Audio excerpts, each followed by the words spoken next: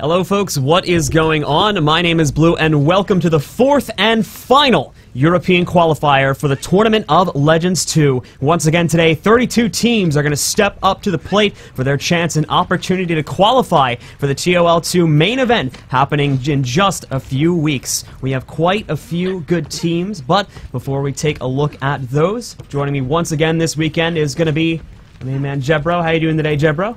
I'm very good, man. Yeah, last qualifier before we go into the final. Yep. We've already had 6 teams going through. It's going to be pretty cool. Looking forward to seeing who's going to join them. Some people might be able to predict that, but I'm not 100% sure. We'll have to see. We've got quite a few good names today, so taking a look at who we're going to be seeing playing in today's qualifier. Cheese Mode, of course, will be playing today. Cheese Mode, of course, having a very interesting story behind them. Coming in with a new roster, reformed with 3 out of 5 of their original. Of course, for those that don't remember, they did originally have Rom and Sizer playing for them, but they've since moved over to Team Mist. So now we'll be picking up, I believe, Lord Acerta and Hiba. Surprisingly, we'll talk a little bit more about that in just a second. So for anybody, once again, that doesn't actually remember Cheese Mode, they were absolutely notorious for their kind of multi-cup feud with 55 HP Monks over at the ESL Weeklies, constantly vying with them for first and second place, easily one of the top teams in Europe, so we expect lots of great things from them today. And of course, they do have on their main roster now, Hiba, who, for those who don't actually remember or know who that is, he's a pretty prominent North American engineer who was actually fully transferred over to Europe and is maining over on here now. So that'll be interesting to see how his build and kind of his play style transfers over here to the European meta. We do also have 2 teams, which I'm going to ask you about, Jebro, because we don't really know. I think we've seen them play a little bit before, but I think you might know a little bit more about them. Team Antisocial Dragon Finishers, as well as Don't Be a Maybe, Be a Sure. Now, they are somewhat favorites, and they are definitely some of our top seeds coming into today, but they don't have much of an ESL Weekly history. They don't have much of a tournament history whatsoever. So tell me, what makes these teams so great? Sorry, which names did you just say? My audio just went out for a second. I couldn't hear you for about a minute. Antisocial Dragon Finishers and Don't Be a Maybe, Be a Sure. They're one of some of our top seeds. Don't Be a Maybe. I mean, Don't Be a Maybe have been around in the ESL Cup in and out for probably about 2 months, maybe 3 months. But they've done pretty well in different tournaments, and they've got to semi-final. I'm not sure if they got to the final. I can't actually remember, but they actually did some pretty nice games versus teams like Exaltation. And I remember a really good game between Don't Be a Maybe and High Impact, actually. So I think, they're kind of the High Impact Exaltation level, in my opinion, but I haven't seen them as much recently. And the other team you mentioned, I don't really know anything about whatsoever. I'm not sure, to be honest. I know we've got another seed in there called Voyage, who actually did make an appearance on the last week's ESL Cup. They did go out in the first round. I can't remember who they went up against. They probably went up against someone at Cheese Mode or something like that. So yeah, it was. We do have some more well-known teams, and like today, we've got like Accidentally Famous, who we haven't seen too much of recently. They used to be around a lot more. Accidentally Famous are very much so the old boys. They have been around for quite a long time, or at the very least the name has. Taking a look, because they're actually going to be the first game we're showing off today, so kind of taking a look at who they have now, definitely seeing some familiar names. I would probably say, to be completely honest, 4 out of 5 of the old roster, at least the roster that they have listed on Mistpedia. But once again, for anybody who doesn't remember Oops, these guys have been around the scene for quite a long time. They were here back when Team Paradigm was still playing the game. For those that don't remember, they were playing in the ESL Test Cup. We still have them listed as a team on that. So these guys have been around for quite some time. Never were really at the super duper high tier, but always brought some very interesting matches for us to see. So we're going to see once again if they have improved their game enough to actually qualify for this week's main event. But once again, guys, enough talking. But before we actually go into our first game, which by the way is going to be between FoxForceFive and Accidentally Famous, we're going to tell you a little bit about our Mistpedia gem giveaway we're doing this weekend. Doing it a little bit differently. So we actually have a gem giveaway that we're going to be running all weekend long. There is a tweet over on the Mistpedia/Team Mist Twitter. If you go ahead, go to that tweet, just follow us and retweet that tweet, you will automatically be entered to win a gem code. So if you guys want to go ahead and do that, just go ahead over, do exclamation point gems in the chat, and I believe Nightbot will link you to that Twitter post, and then just go ahead and do that, and you'll be entered for a chance to win gems. But once again, it is time, I believe, for our first game. So let us head into the game itself. FoxForceFive is going to be over here on the red team, and Accidentally Famous will be on the blue team. Jebro, before we get started with this best-of-3 set, tell us a little bit about these team comps. What do we see on both sides here? Having a look at Accidentally Famous now. There's going to be a lot of the same builds, and it's worth definitely going through them. I mean, at the moment, we do see Woo. He's going to be going for a Hambo build, but using Celestial Amulet at the moment, actually. And he's also going to be using the Rune of Holbrak, which has been used in the last couple of months over different runes, such as Strength and so on. Such and so forth. Going for a 00626 trait spread. So he's going to be, with the Celestial, you know, he's going to be a bit more tanky than the Berserker's Amulet, but not as tanky as, say, like the Soldiers, which is what we normally see. Yosh is, Ez Yosh, or Easy Yosh, is probably what he wants to be called, is the thief on this team. He's running with the short bow, the sword, and the dagger, and he's going to be going with the Rune of Strength with the Berserker's Amulet, going for a 20066 build.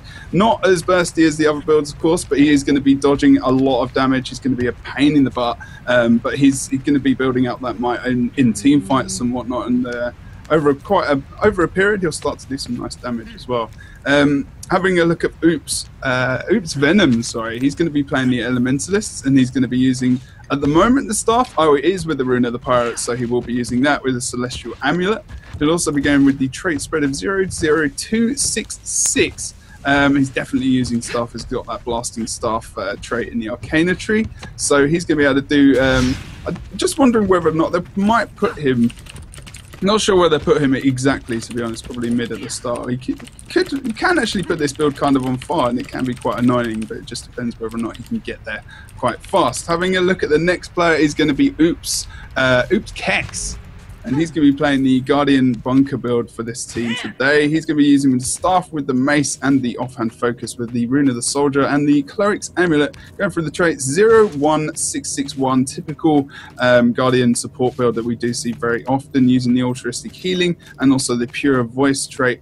All the boons will be, of course, healing him, so keeping him up in the fight for as long as possible to bunker on that node while everyone else can do their thing and do their damage, basically.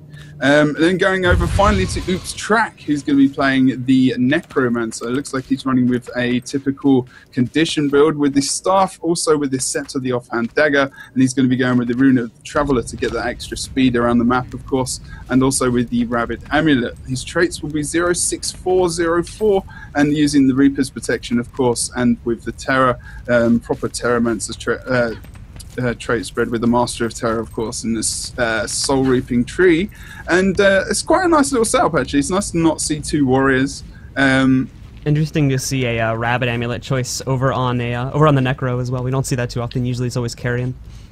Yeah, that's the thing. It's a bit of a mix-up between that sometimes. It depends, like the toughness or the vitality difference there is quite, you know, it depends. It depends how it works. Sometimes I do prefer a bit more HP. Sometimes it just depends on the situation and what we've got on the other team as well. I'm not too sure. And then taking a very fast look over at the FoxForceFive team builds, guys. Once again, we do have Syndrizer Ishii first off playing on Thief. I believe he is going to be playing that Flavor of the Month build as well. 20066, pretty much the same exact thing as Yosh. We don't need to spend too much time talking about that. Sparta Ishii over here going to run with 00626. Once again, just Soldier's Hambo might be a little bit tankier because it is running with the Soldier's Damage. It can actually kind of act as a secondary bunker almost because of how tanky this build is, but still going to have that very, very, very resourceful CC as well as that on-point pressure that the Hambo always brings to the fight as well. Intigo going to be playing on Celestial Elementalist. Will it be Staff? No, probably will not. Does not have a Blasting Staff trait, which means we'll probably be seeing it swapped over to Dagger when the game actually does end up getting started, which means it's going to be a very good skirmish build. Really good in 1v1ing on side nodes, but can also be very effective in middle as well. Won't have too much damage with the Celestial, but he will start stacking it up over time once again due to the effects of the Strength runes in the middle of those team fights.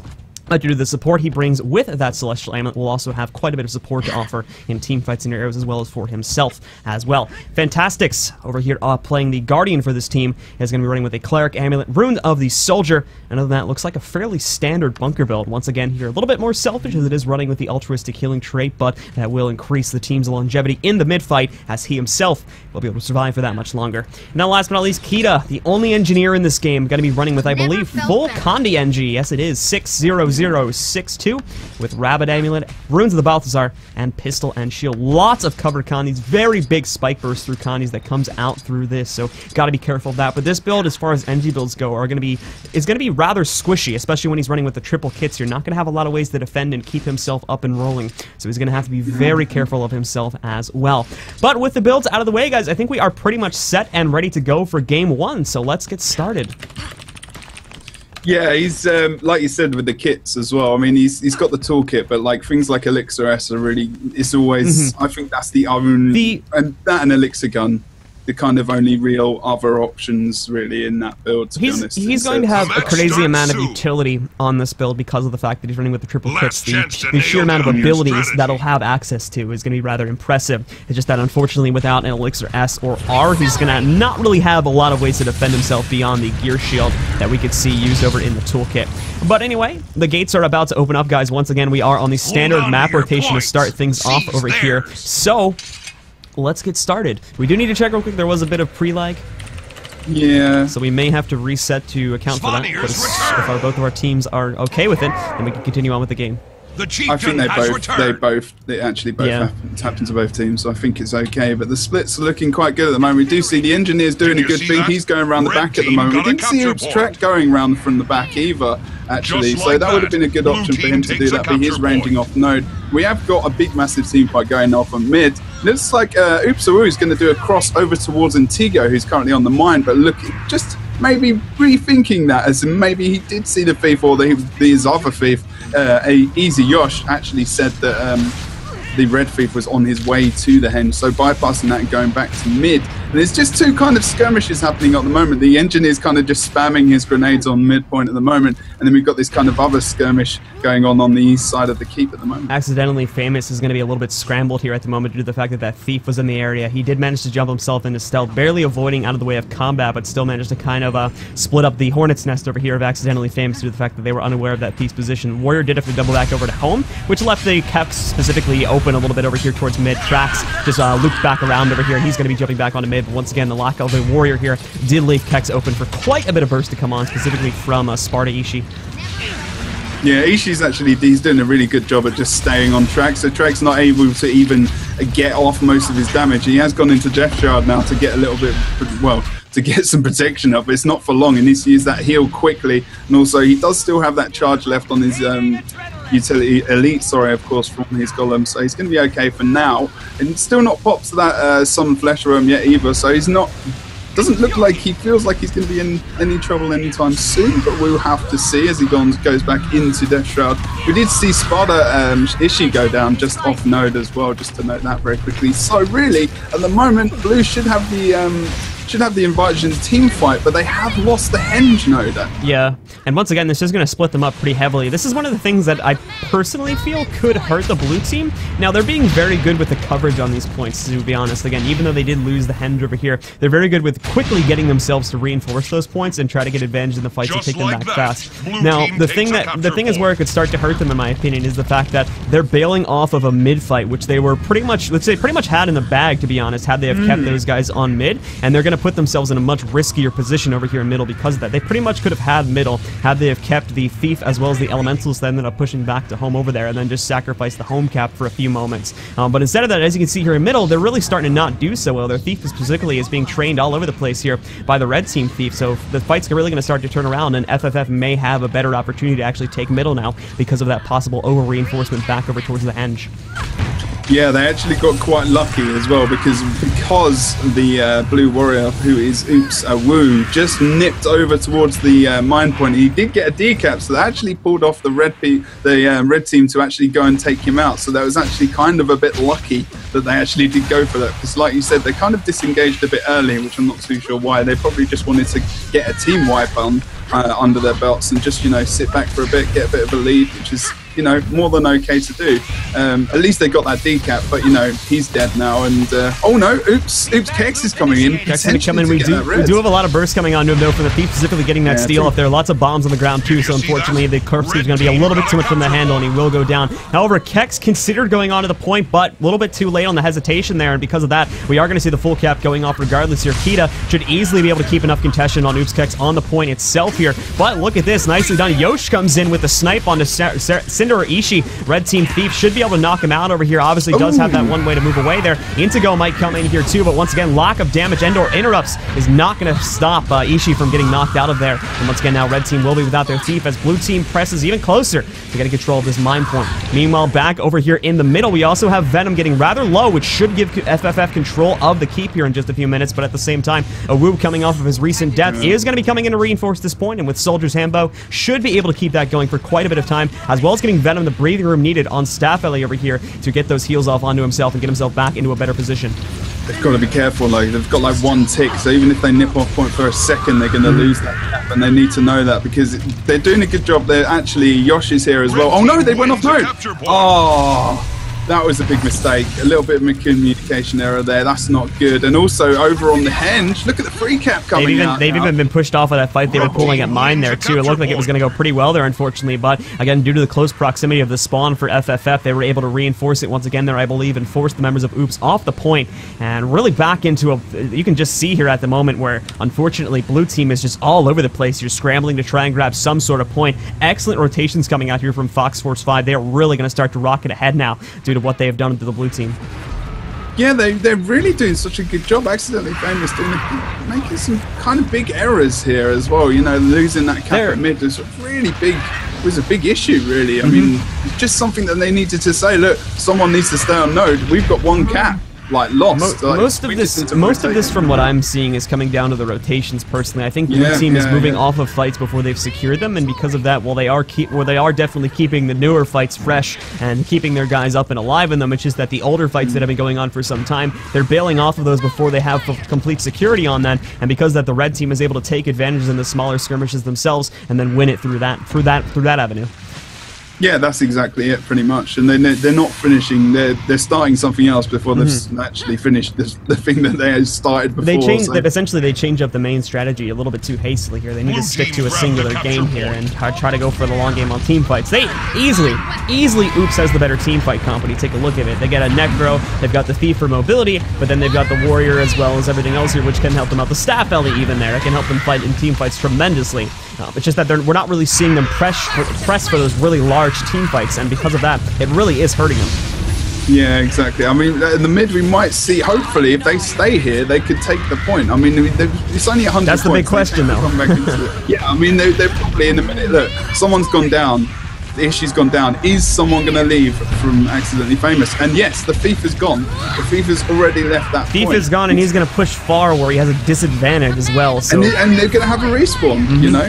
And he's gone back. No, he's coming back. Gone back. There you go. I don't think he knew the NG was there, so having him push back over here towards mid now, definitely going to be a better choice, obviously. That's much better. With that said, however, talking a little bit more about good things, FoxForceFive at the moment doing an excellent job of actually taking that advantage and making sure that they keep the Blue Team on their toes with these rotations here, going for backcaps quite a bit, making sure the fight is spread all to these 3 points here, fighting a very, I would say, almost North American sort of strategy here, and just trying to push smaller node fights that rely a little bit more on individual skill than they would on team skill. And so far, Blue Team has taken the bait on that, and with that said, Red Team has been able to take quite a large advantage of these games, as you're currently seeing.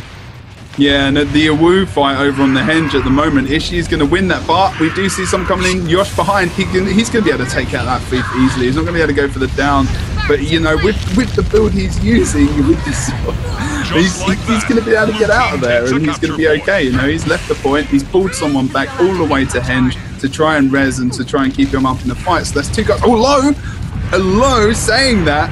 Yosh jumping on him, getting that res and making the pull from the NG.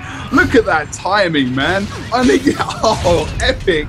That was so good from Kita, coming in with the toolkit 5, pulling him off mid-air, getting that down, pulling him off, and then actually getting Ishii back into the fight. A nice move from the NG, seeing that there, and a good reaction, Jets. Really nice, really good. Meanwhile, back in mid over here, as we can see, big pressure coming in from FFF. All four of those guys getting a hard focus down on the track to knock him out with what seemed to be no issue whatsoever. Immediately switching back targets over here onto Venom is going to lead to a very quick, almost full wipe of Team Oops over here, with both two of their members going onto the floor, getting knocked out of mid. As you can see, another decap is going to be taken over here by FFF. Back over here at the Henge track, may be able to stop that from happening there, but there's a pretty large advantage, in my opinion, going to Cinder or Ishii back over there at the point itself. Meanwhile, at the mine, blue team is looking rather good. We do have a Wu versus Intego over here. That matchup is probably going to come down to just who's better at 1v1ing over there, but if not, then we'll probably just see a match stalemated until further reinforcements come, which do look like they are on the way for both teams now, so this is probably going to be where we'll see the next large team fight happening.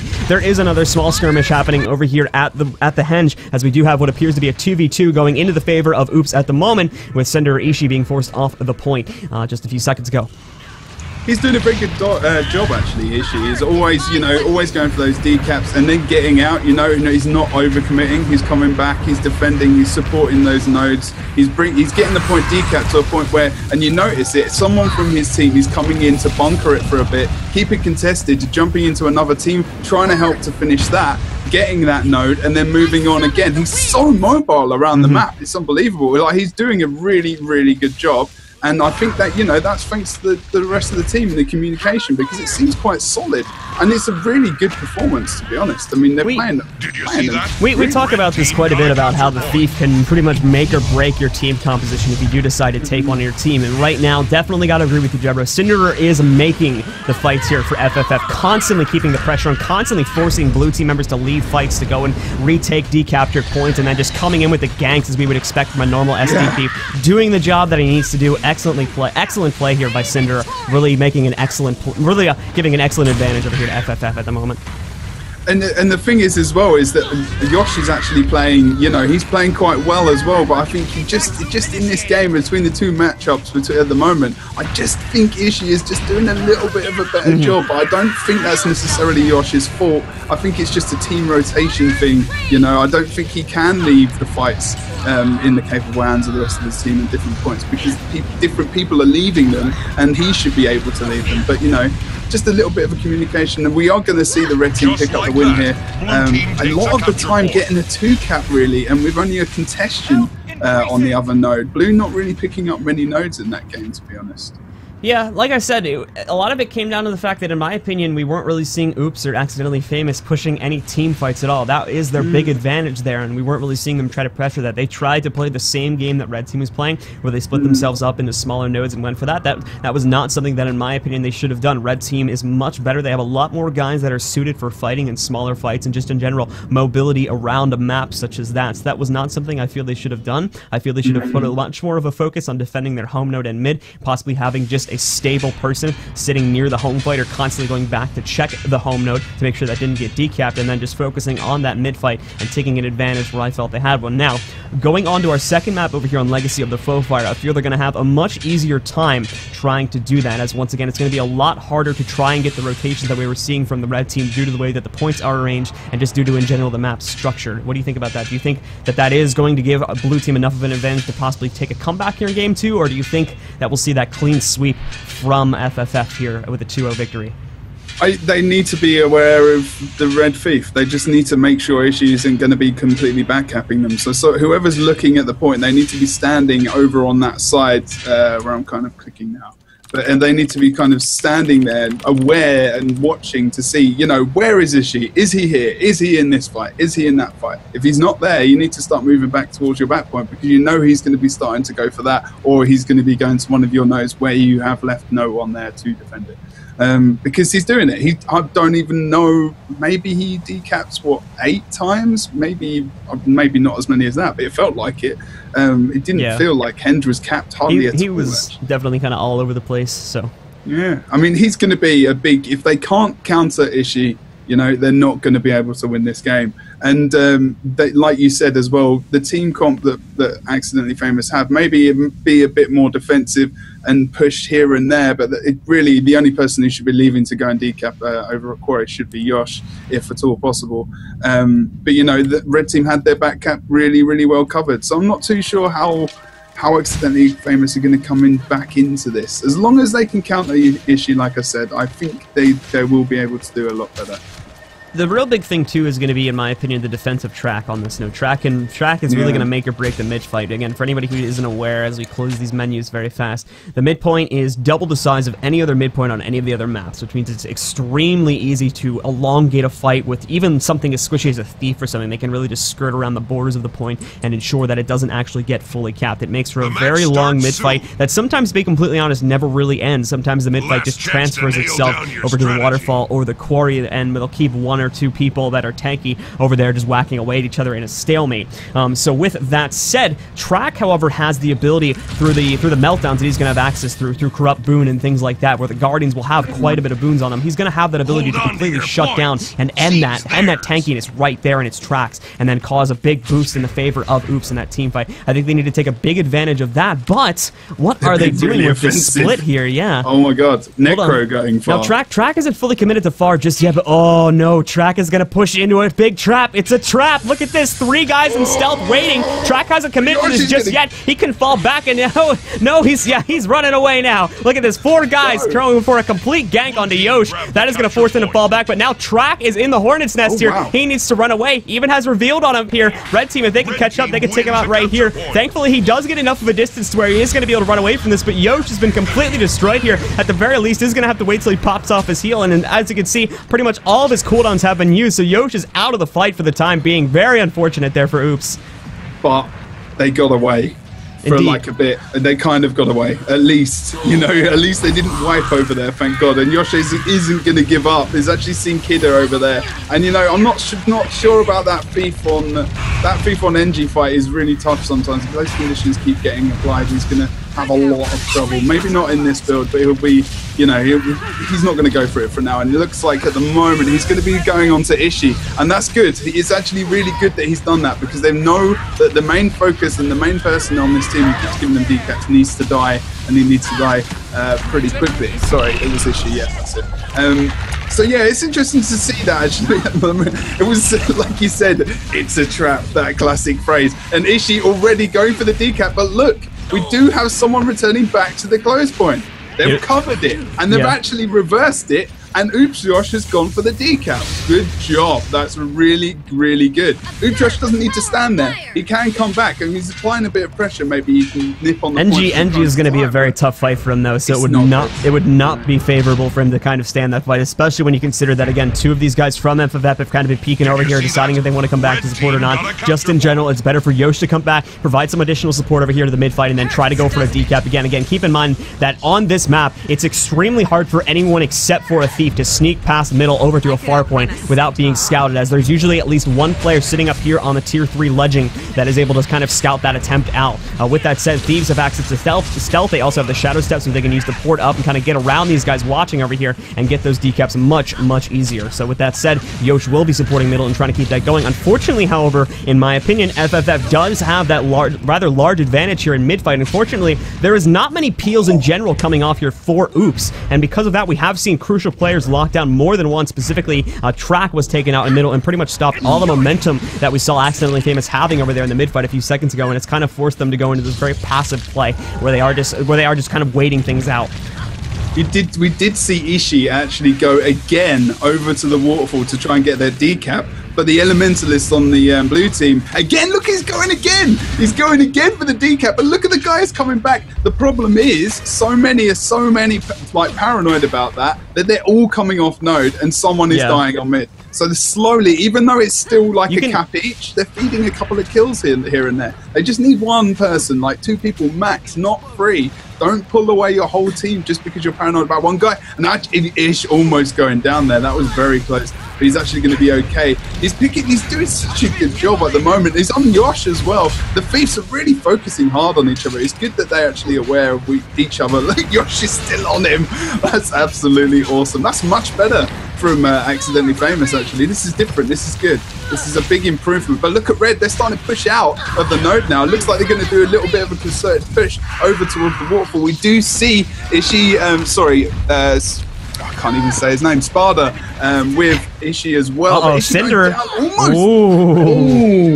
Cinder very close on getting taken out by Wu there. Thankfully, within the SR, did have stealth security, and as well, we saw Intego coming off there, popping off a cleansing wave, giving him just a little bit of heals. Thankfully, just enough to keep him up in play. So Cinder will be pretty much free to resume his rampage all over this map. And once again here, we have an extremely stalemated game. Both teams tied at 1 capture point. And due to the fact that once again, we believe FFF is trying to spread these fights out as far as humanly possible, we're not really seeing any progress made on the middle capture point, which means we're probably going to have another one of those games where the mid-fight continues on, probably until I'm going to say at about the 5 or 6 minute mark on the timer here. And with that said, however, FFF does have the additional pressure being applied over here to the waterfall, and if this push is made successful, they will obviously take that rather large advantage here in the 2 cap. Taking a look at who is actually here, it will take some time for Red Team to actually get this full cap, however, when you keep in mind that both teams have both an Elementalist and a Warrior here, providing CC and support. It will elongate the fight, like you're seeing there again. Warrior easily able to get that res off there, as there's not a lot of corpse cleave in this fight. It will elongate this fight for quite a long time. And with that said, we do also see that the massive amount of decaps that Yosh has now been pulling off in this game is giving Accidentally Famous this little bit of a lead here that they need in order to push themselves ahead in this game. And once again, mid very close there too. Track almost knocked out for the 3rd time this game, but thankfully Guardian was just able to resurrect him back up and into play. That's it, man. I mean, Yosh is now, you know, he's now the MVP of Thieves. You know, he's doing exactly what Ishii was doing in the last game now, and he's doing a really fantastic job.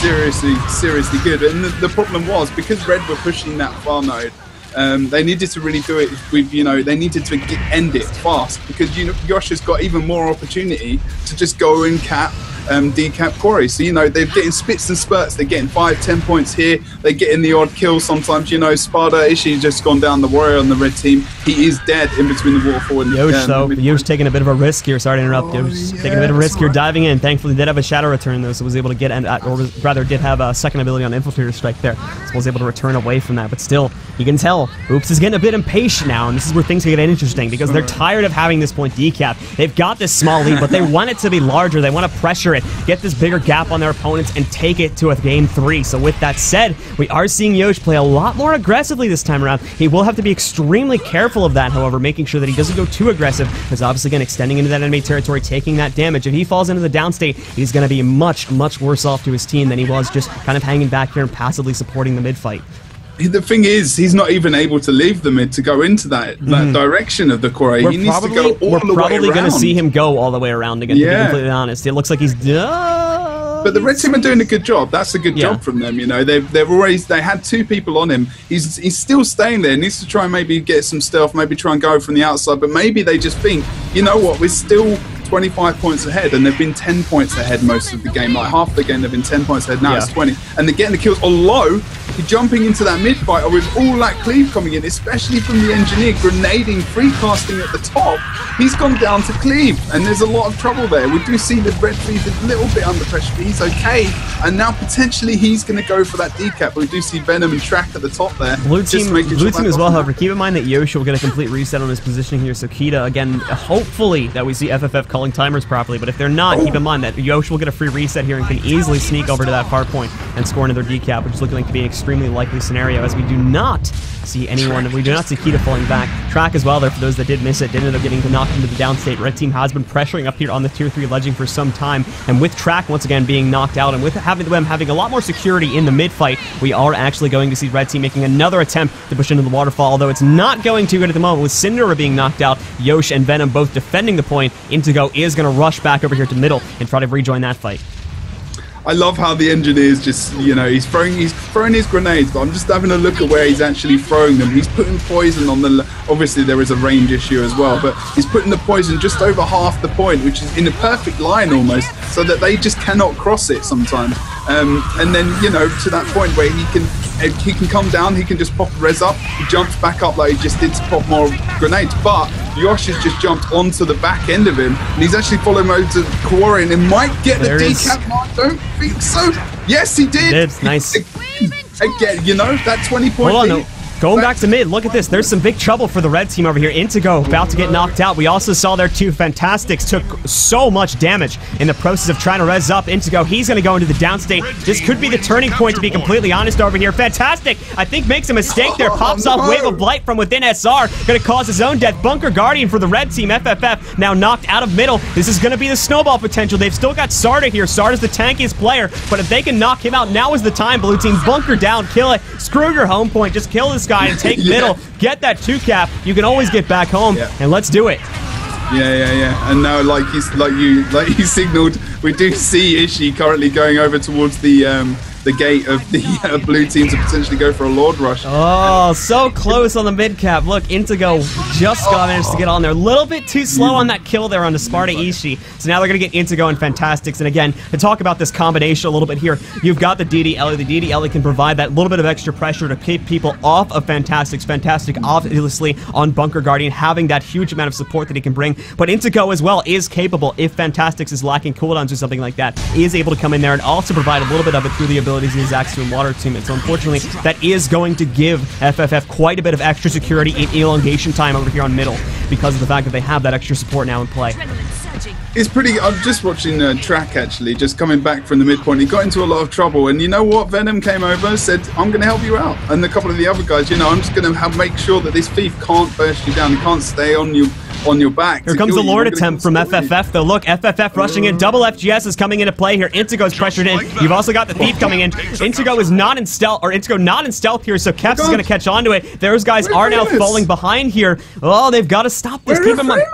Keep in mind here, too, is that the red team is not actually yet at 350 points, so they are taking a rather large risk in actually losing their home point. We are going to be seeing Yosh once again applying pressure to Kita. Yosh, unfortunately, is going to take an extremely long amount of time to kill Kita, if he can even. Yosh makes one mistake and steps in a bomb cleave. He is going to get taken directly out of play. Blue Lord, however, as you can see, not going down all too well here. He is targeted. This eye camera is unfortunately a terrible point of view for this current angle, but going back to Intego's point of view to watch that. Intego moves away. Ishii has been taken down, specifically Cinder Ishii. Sparta Ishii is still up in play. Intego trying to keep that fight going, but both Venoms as well as Kex are doing an excellent job at fending off this 3-man rush on the Blue Lord. Heal's attempting to come off. The heal does end up connecting, and just like that, the Blue Lord is now back up to full health. In the meantime of all of this happening, Oops managed to take a double cap, finally capturing the mid node, as well still having full security on their home node. Intego still pressuring so hard. The Lord's getting low. They are at 330 points. Their bunker is turtling their home node. If they can kill this Lord, they may honestly still be able to win the game. However, Blue Lord at about 10% health. Intego's up. Lord goes down. They're now at 486 points, and Blue team is down on the clock as they need to rush over to the quarry and decapture that. But they've got a Guardian sitting on that. That is not going to happen. The elongated Lord fight is going to happen for FFF, and with this one node held over here at the quarry, they are going to get the lead needed to win game number 2, which means they're going to take a 2-0 victory, move on to the qualifying rounds. And with that said, Accidentally Famous in a heart-crushing game is going to be knocked out right here, right now. My good lord. That is heartbreaking. They did so well. They did so well in that game to come back compared to the last game. I was sure they were going to win it. I was not convinced of that Lord Rush. But, you know, the out-sustained fight, and we've seen the fact that Red win those team fights, you know, even with the mobs and the Lord there, they still got a couple of interrupts on the Lord's heal. He did heal once, of course, but Jesus, that was heart-wrenching stuff, man, at the end. I was just like, oh my good lord. They needed to start sending people over to Quarry just in case that happened. Epic. Nice game. Really, really good job from both teams. Seriously happy with that. Good stuff, good stuff. GG, GG. Indeed. So with that said, guys, once again, FFF is moving on to the qualifying rounds. They will be taking on, let's see if we have the brackets updated just as of yet. Indeed, we do. FFF is going to be taking on Cheese Mode a little bit later on today, guys. However, we will be going to game number 30 in just a few minutes here, which is going to end up being Antisocial Dragon Finishers, probably versus Don't Be a Maybe, Be a Sure. We have to double check on the updates for that. But the breaks will be much, much shorter than usual today, guys. We're going to be taking a 4-minute break. Don't forget, we're also going to be giving away those mini pet llamas while we are away. Make sure you are following this Twitch channel for your opportunity to win. You are going to have to spam hashtag llama prophecies, but don't do it yet. Wait until we tell you to start it in the chat, then spam it. and we will pick a winner and message you while we're on the break. We'll let you guys know who actually won in the chat too. What's up? No, sorry, I actually thought Don't Be a Maybe lost there. I was going to be like, holy crap, that's a big upset. Oh my god, no, it's okay. I just saw the Antisocial Dragons go through versus Voyage. Okay. Whew. All right, so with that said, guys, we're going to be taking a short 4-minute break, and when we do come back, we're bringing you game number 30 between, once again here, I believe it'll be Antisocial Dragon Finishers and Don't Be a Maybe. Be right back, guys.